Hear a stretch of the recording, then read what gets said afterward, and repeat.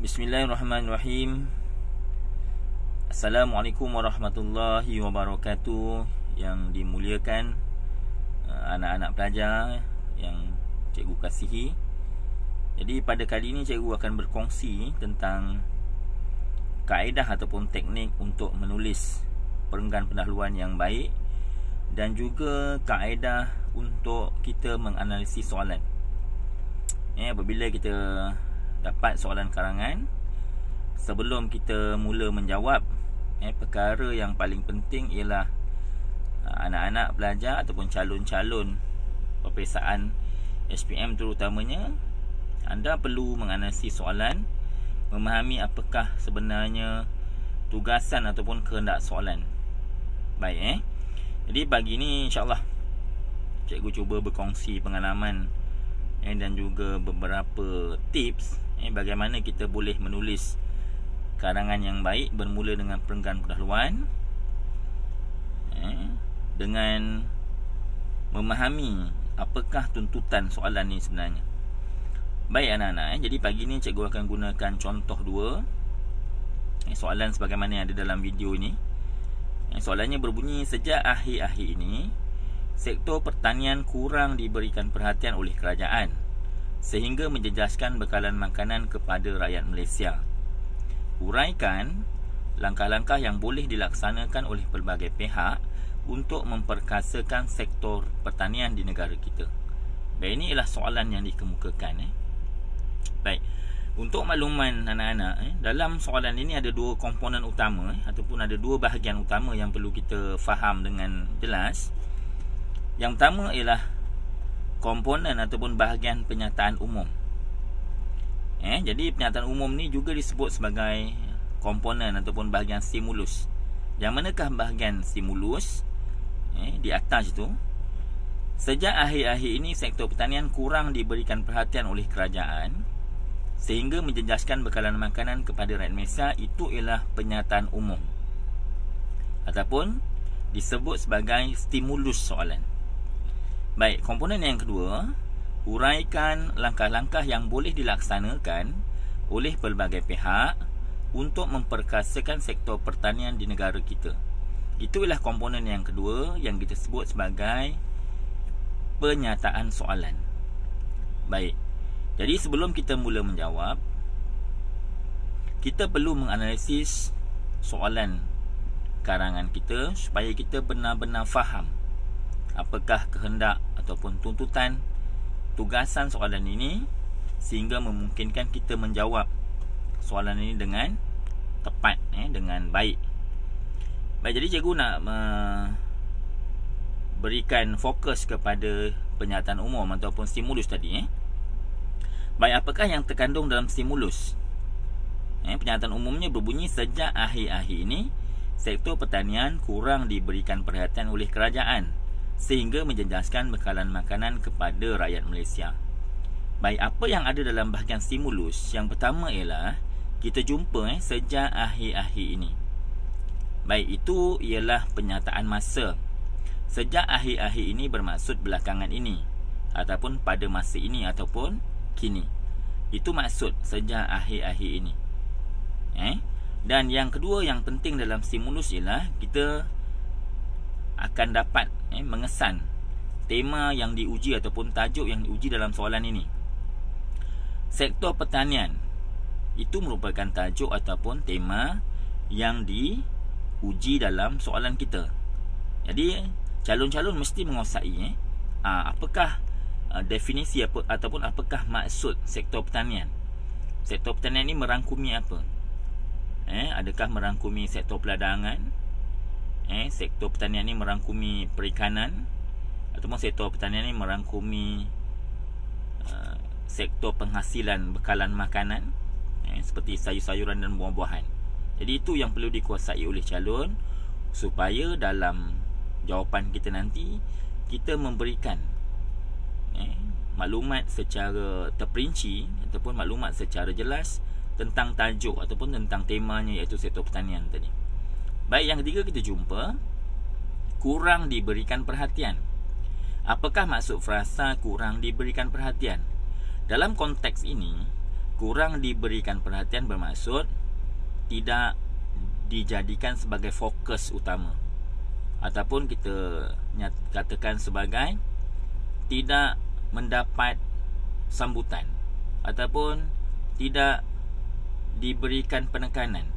Itu maksud kurang diberikan perhatian. Baik, yang keempat, kita jumpa dalam stimulus ataupun pernyataan umum oleh kerajaan. Jadi siapakah yang kurang memberikan perhatian kepada sektor pertanian? Bermaksud dalam stimulus ini kita jumpa pihak yang tidak memberikan perhatian ataupun pihak yang tidak memberikan penekanan kepada sektor pertanian ialah kerajaan. Jadi kita kena faham sektor pertanian tidak diberikan perhatian ataupun fokus ataupun penekanan oleh kerajaan, bukan oleh pihak lain, oleh kerajaan.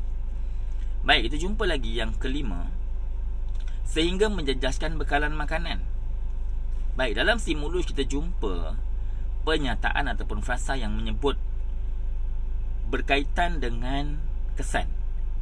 Apabila sektor pertanian kurang diberikan fokus, kurang diberikan perhatian, kurang diberikan penekanan oleh kerajaan, kesan yang kita nampak dalam stimulus ialah menjejaskan bekalan makanan. Apa maksud menjejaskan bekalan makanan? Maksudnya ialah bekalan makanan berkurangan. Apakah yang kita faham dengan bekalan makanan? Dalam konteks ini, bekalan makanan dirujuk sebagai sumber makanan, seperti beras, buah-buahan, sayur-sayuran, mungkin yang berkaitan dengan bekalan daging, ikan dan sebagainya. Itu maksud bekalan makanan. Dan maksud terjejas ialah, cikgu dah sebut tadi, maksudnya ialah berkurangan ataupun tidak cukup. Bekalan makanan seperti beras, sayur-sayuran, buah-buahan, mungkin daging dan sebagainya tidak cukup. Kenapa tidak cukup? Apabila berlaku situasi sektor pertanian kurang diberikan perhatian oleh kerajaan. Dan siapa yang terjejas? Siapa yang menjadi mangsa keadaan ini? Yang menjadi mangsa situasi ini ialah rakyat Malaysia. Jadi dalam bahagian stimulus kita nampak setiap maklumat yang dikemukakan itu sangat penting untuk dikuasai oleh calon-calon. Sejak akhir-akhir ini, bermaksud pada masa ini ataupun sekarang ataupun belakangan ini, sektor pertanian, iaitu tema ataupun tajuk yang kita akan bincangkan dalam karangan, kurang diberikan perhatian bermaksud tidak diberikan fokus, tidak diberikan penekanan, tidak menjadi keutamaan. Oleh siapa? Oleh kerajaan, sehingga menjejaskan bekalan makanan yang kita katakan sebagai kesan negatifnya, dan yang menjadi mangsa ialah rakyat Malaysia. Baik, jadi apabila kita faham dengan jelas apa yang terkandung dalam stimulus, maka kita dapat, insya-Allah kita dapat menjawab soalan ini dengan baik. Baik, penyataan soalan di bawah tu, komponen yang kedua ataupun bahagian yang kedua, huraikan, itu ialah kata kunci soalan. Apa maksud huraikan? Huraikan bermaksud calon mesti mengemukakan jawapan yang disertakan dengan fakta, dengan data, dengan contoh, dengan huraian yang jelas. Huraikan juga ialah kata kunci yang merujuk kepada bentuk karangan. Jadi bentuk karangan yang kita nak tuliskan nanti ialah karangan bentuk deskriptif ataupun disebut sebagai karangan bentuk penghuraian, sebab kata kuncinya huraikan. Kemudian apakah yang diminta? Tugasannya ialah langkah-langkah yang boleh dilaksanakan oleh pelbagai pihak. Bermaksud soalan ini bukan minta punca-punca sektor pertanian kurang diberikan perhatian ataupun kesan-kesan sektor pertanian kurang diberikan perhatian, tetapi soalan ini minta calon-calon mengemukakan langkah-langkah yang boleh dilaksanakan oleh pelbagai pihak.